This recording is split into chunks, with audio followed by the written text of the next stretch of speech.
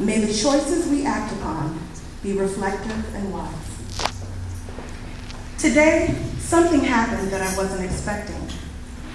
My team of 6 sentries inside our armored truck and 2 car escorts, one in the front, one in the back, composed of 10 well-trained women, came upon the shock of our life. We delivered our usual packages of 5 potted plants, a large box of clothing, a box of medical supplies, water purification packets, and dehydrated food packets, when a girl came running out of the trees towards us. She had a backpack that she clutched close to her, her filthy clothes in tatters, her hair matted and wild. She was running, panting, and crying. And Zen, one of our lookouts, spotted her as soon as she broke the tree line.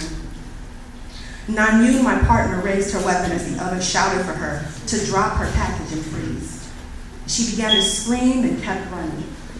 And it was then that I noticed a group of men were running behind her.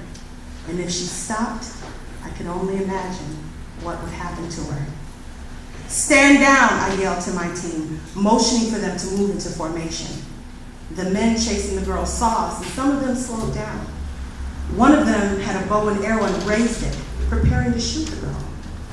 Without a thought, I raised my gun and I fired a single shot, striking him in the head.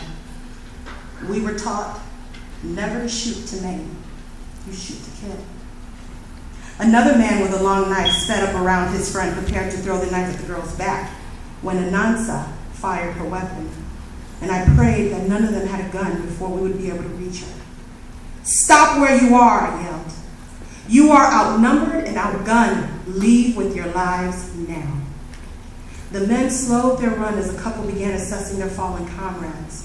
They lifted them by arms and legs and carried them off, as a couple looked angrily at us and stared longingly at the girl that continued to make her way across the grass towards us.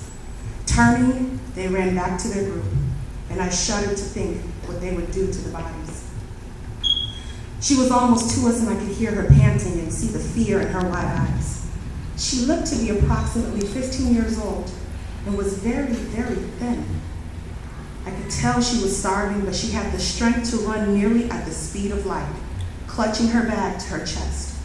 And once she reached us, she began to scream and cry and collapsed in front of me. My team moved in protective formation around me and the girl as I moved towards her, with my weapon pointed at her to begin contact. "Put the bag down and your hands up. Hands up! Put your hands where I can see them." She continued to cry and shake, clutching her bag, eyes closed. Slowly, she put her bag down and raised her hands. Slowly. She was shaking so hard I thought her bones would break from the violent vibrations. But she looked at me and I could see the bruises on her face. I could smell the stench of unwashed blood, sweat, and filth on her. And suddenly, I heard a soft cry coming from the bag. A baby. She had a baby in the bag. Thank you.